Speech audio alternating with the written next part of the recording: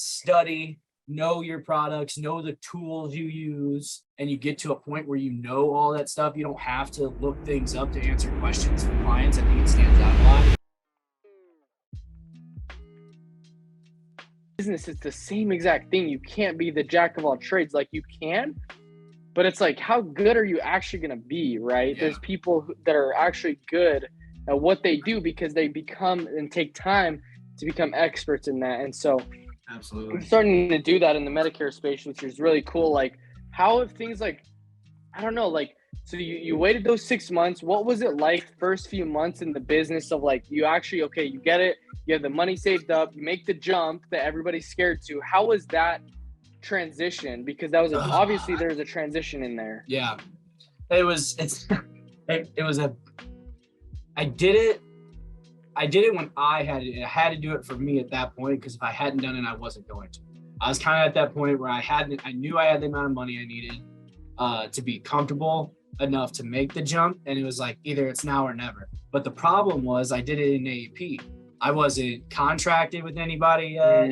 I didn't have anything set up. So, and it's in the middle of AEP. It's kind of hard to get people like Josh and Tyler to stop writing hundreds of apps to come down, talk to me, help me with the contracting. Because it's not just a quick phone call when you're contracting. It's a little bit of time that goes into it. You know what I mean? It's not hard, but it's time that's got to get put in. Not to say that they didn't help me. They helped me a lot, and I ended up getting all my licensing and contracting done by like the end of November into December. AEP's ending now at this point, right? So I'm fully contracting everything for 2023 or for 2022, I mean. So I get in, I start, and then I realize there's a lot of other stuff I have to do, like the AHIB test and a couple of other certifications. So I didn't actually hit the field until like January. So from October, when I quit State Farm, all the way through November, December, and into January, I was only working that delivery job at the end, and now I needed that money. I was living off the savings money and whatever I was making.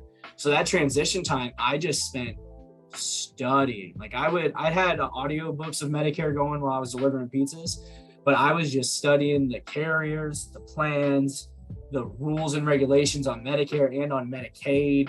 The different pieces of paperwork that you have to file for different situations, because there's a lot of paperwork that goes into it, especially if things are messed up. So I found all those pieces of paper, I studied them, I learned them. I just spent a lot of time learning. It was very stressful because there was no money coming in. There was actually less money coming in than what I had to spend in my bills because I wasn't writing any business at that point. And for three and a half months, it was dicey. It wasn't the best. And then I wrote three. This is a huge issue I had, man. And it really upset me. I came out of the gate hot. My first week in the field, I wrote 3 apps. 3 Medicare apps right there. I was boom.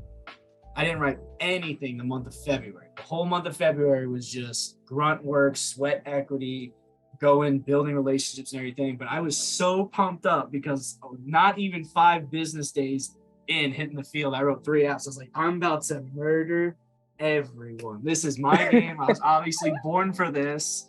I talked to 5 people, got 4 appointments, sold 3 apps. I was like, if those are my numbers, all I need to do is make that 100 people I talk to and I win. It didn't work out. It didn't work out that way. So it really messed me up in February when I was spending 40 plus hours a week going to property casualty agents, financial advisors, food pantries, any place I knew seniors were congregating, I was trying to go and I was trying to talk to them. I was going to random networking events with no money coming in, working that crappy job in the evenings, still trying to study and figure things out, and had this like weight on my shoulder, like, what are you doing? You just wrote 3 apps. You took a whole month, you couldn't write anything. So it was month of February is probably the hardest month for sure. And it's just because So how'd you bounce? Well, you had what? That like burst, not even a couple of days. I walked into 3 apps pretty much. That's essentially what happened. And then I thought that's how it was going to be. Out, bro. I thought that's how it was going to be. I was like, dude, if it's this easy, I'm going to be Brian Askins, Josh Hines in no time. That's funny, bro. So obviously you went through a lot. What are some things that you've picked up, like just in mindset wise, or just like things that you've learned in the first 6 months? Because we're both 6 months in, or like relatively there. And so like, what are some things that you've picked up that have really helped like your performance like expand and like increase, but also just like your mindset wise, like what's different from then and now, or what's some things you've learned? It's a solid question. Two big things I guess would stand out. Practice / study. So even though sometimes it can be awkward, make those practice calls with friends and family. Get people to just like, hey, I'm not trying to sell you. I just want to talk to you. I'm going to practice this so I can get better. Study, know your products, know the tools you use, know the pros and cons of everything. Just study and practice is the first and biggest one. I think if you do that and you get to a point where you know all that stuff, you don't have to look things up to answer questions for clients. I think it stands out a lot. When I started, when people had to ask me all kinds of questions that I didn't have the answer to, I had to like refer to my computer to get it. It wasn't a bad thing because I was able to give them the answer, right? But when people ask me questions and I just spit it out before they can even finish it, I think it stands out more. And if I could go back, I would study and practice a lot harder in the beginning. And then schedule your time. Like, as it's so tedious, it really is, but I schedule out my calendar 1 hour block at a time, and I include sleeping. So I have the 6.5 hours that I spend sleeping, 5.5, 6 hours I spend sleeping is scheduled in my calendar. I have scheduled everything from 5 a.m. when I wake up all the way until 10:30 when I go to bed and I start reading my book and fall asleep. You know what I mean? Schedule your time. When I wasn't scheduling my time, I had a lot of anxiety because I didn't know if I was doing the right things. Am I spending enough time on this or that or whatever it is?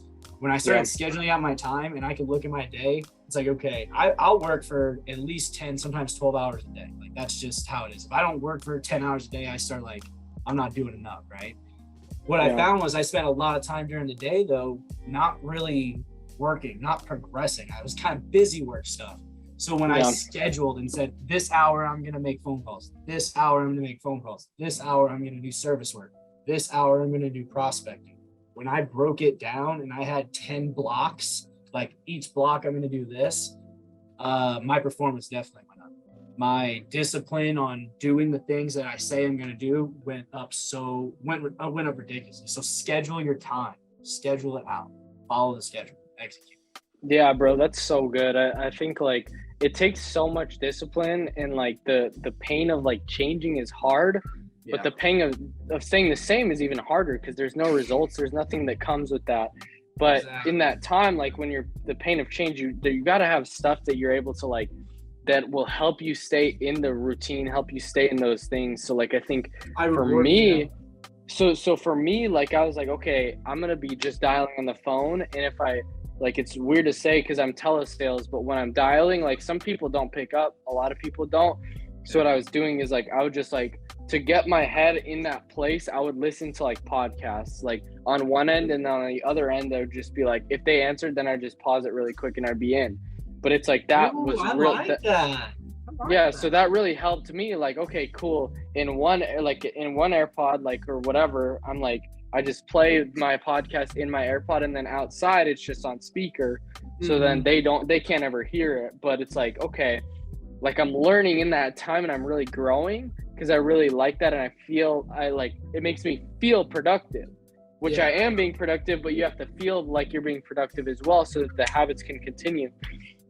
So I'd listen to podcasts and then also dial, and while like whenever someone pick up, just pause it real quick and go into it, right?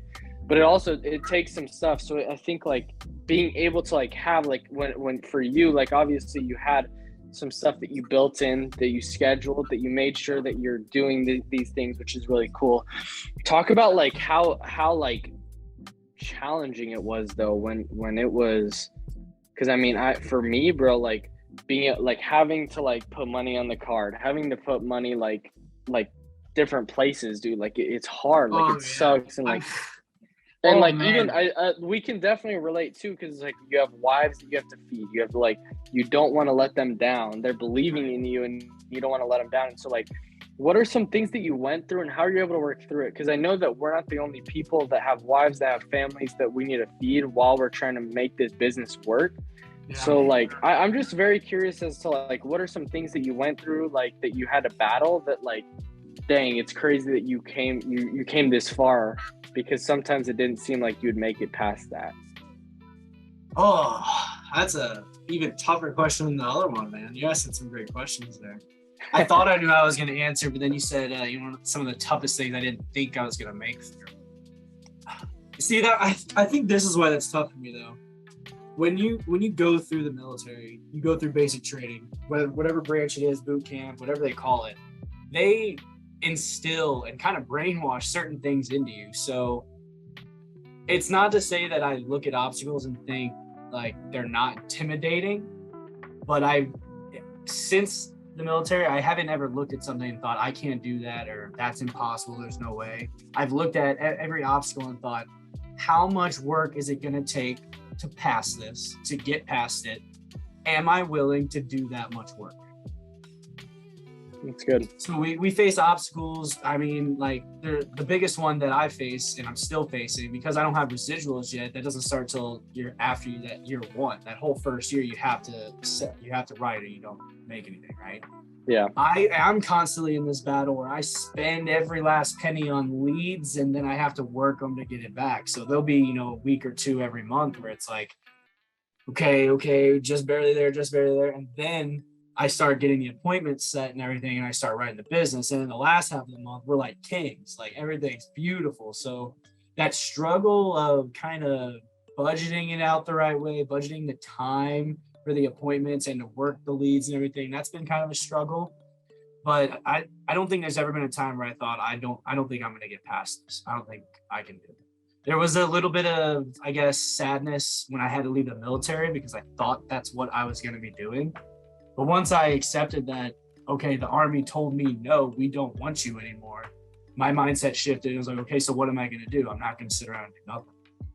Yeah. But I know I've been told that's not how it is. A lot of people don't think that way. A lot of people see obstacles, get scared, just say, I'm not going to do anything, not think about it. And yeah, bro. I fully attest that to the military. I wouldn't think that way. That's really cool. You know what I mean? That's awesome. So what are your dreams? Like how far do you see this going? Where are you trying to be? Where are you trying to be at the like 6 years, like at the end of your 20s? I feel like I've been asked this question 20 times in the last month. I feel like it's come up so much. And I think it's because a couple months ago, I was struggling so heavily with like, what is it that I want? Yeah. I don't want, like a big IMO. I don't want like some huge agency that has a bunch of GAs under them. I think I'd be very, very happy with being a general agent underneath Medicare Peace of Mind and having a team of like 2 or 3 salespeople and 2 or 3 assistants, and just a very, very well-oiled machine. Like a team of 5 or 6 of us, including me, where we're in there, we're lights out, we have fun, we enjoy what we're doing. We write more business than any other branch under Medicare Peace of Mind, so we're the best branch. And more we're than just Josh? Under Josh. Yeah. So like, Josh will be the Medicare Peace of Mind agency owner, and GAs are under him. Oh, I want to have that team, that GA team, and then just be the best team, because that's already a done deal. Once I have it, I just got to get to the point when I have a team, right? Dude, that's where I see it going. Having a nice, well-oiled machine, a team of, not a huge team, but a team of 5 or 6 people who are here to work, and you're just like, hey, we're gonna do this, we're gonna get it done, we're gonna be the best, and we're gonna ride it to the sunset. You know what I mean? Dude, that's good. I love it. And I honestly, like, even what you've gone through, like, there's gonna be hard stuff that come, but when you overcome those obstacles one after another, when an obstacle comes, you're like, bro, it's not a matter of like how I'm gonna get through it, or it's like why, like if I'm gonna get through it, it's like how. Exactly. How am I gonna do this? And I've even seen that, dude. It's like, okay, it's rough. You got rent due the next month. Like, I mean, in a week. You got rent due in a week, and it's like, do I buy leads this week, or what do I do? And then it's like, okay, I gotta do. I played the game where I knew the carriers had checks coming for me on Friday. I had bills that would come in like Saturday, Sunday, Monday, and all my leads would be the buy days, Monday, Tuesday. So it's like, spend all my money on my leads Monday, Tuesday, Wednesday, Thursday, fingers crossed that the Friday check comes in, Friday check comes in, blessed, and then the bills come through, and Monday hits, and it's like, oh crap, I'm out again. But the bills are paid. Dude, yeah, that's the best. It's just that that's the most struggle. satisfying thing. But Dude, hey, yeah. I mean, it's only a couple more months. Starting next year, the residuals will hit for me, and I won't have to play this game anymore. And that is just the attractiveness that I had of Medicare. I know it's like that with most all health insurance, but I was around 2 real big Medicare people right out the gate, so that's just what I went with. Dude, that is so why cool. It's been so attractive, because I always told myself, all I have to do is survive 12 months. If I do enough work, which I know I'm going to do, I just have to survive for 12 months with no guarantee. If I can get past that, I'll be good. And now my book of business is big enough to where if I just maintain what I have right now, if I stop writing, next year the residuals would be enough to cover all the bills, and I wouldn't have to worry about it. That's solid, if I stop now, and I still have 4 more months, and AEP's coming up. You know what I mean? So I definitely got to that point. It's just getting to the last couple of months, you know. Dude, that's sick, bro. That's so cool. What's like, as kind of we like take this off like for a landing, like what's like the biggest piece of advice you'd give a younger entrepreneur, somebody who's like debating, like, bro, I don't know, like, dude, I'm not sure. What's like, what would be your piece of advice that you'd give somebody that's young, wanting to do something great, but just doesn't feel empowered to do so? And doesn't know what it is, or like, is insurance the thing that we're going with? No, just like they want to make the leap of like in terms of like just their own business. Like what piece of advice would you give? Piece of advice, huh? I would say I'm gonna give probably advice that I wish I'd had, because it's what took me to make that decision. Yeah, bro. What is it that I enjoy doing, like doing? What business can I attach that to? For me, it was, I really like talking to old people, because I always thought it was more fun to talk to them. Like, they had better stories than other people, right? And Yeah. I love helping people. Like, it's just fun to see people light up because of something I did. So when I found out how big of a problem Medicare was for people, I was like, helping people and older people. I guess that's kind of rude to say. I don't say that to people, right? Seniors. But it just clicked for me. So find something that you like to do, and find a business that correlates with it, where you can use that thing that you like, and then just work. Put in the work. I do not think anything is impossible if you just do the work. Find out what it is, and then do it. Find someone you can apprentice on. You can find a mentor. Find what it is you got to do, and then just do the work.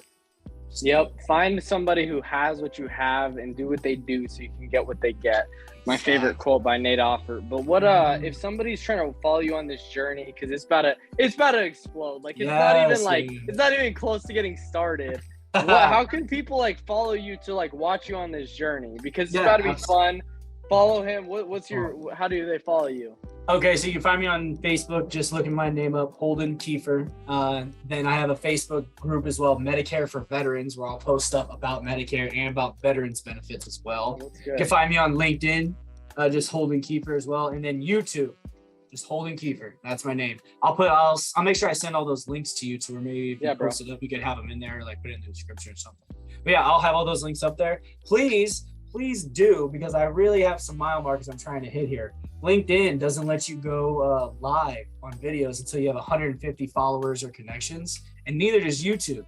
And live videos have really been kind of what I've liked to do, and it's easy for me to do, and I do it on Facebook. I found out YouTube, you got to have 50 subscribers to do it. So please, if you're watching this, go ahead and throw me over a follow or a connection on LinkedIn, and a subscribe over on YouTube. Let me get my live videos. Look at some of my live videos on Facebook. I share a lot of great information. I want to do that on all these different platforms. Please. I love it, bro. I love it. Dude, it was fun just hearing your story, talking to you, bro.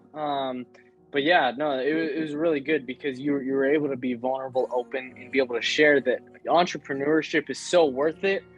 But it's just so hard at the start. And so if you're able to weather the storm, make it through the 12 months for you, or however long it is, if you're watching this, like however long it is for you, just know it's going to get better if you make it through, if you keep going. You can't fail if you ever quit. So thank you so much for watching till the end. Really appreciate you guys. so much. If you haven't, go follow him already.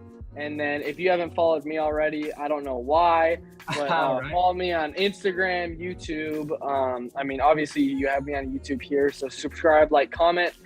Also, Facebook, trying to blow that thing out of the water. Coming out with fresh new content every single day on the reels and all of that. So I'm really trying to blast that out, be able to get good content for you guys.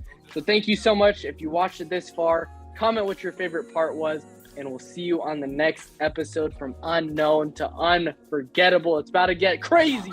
So let's go. Go make it a great week.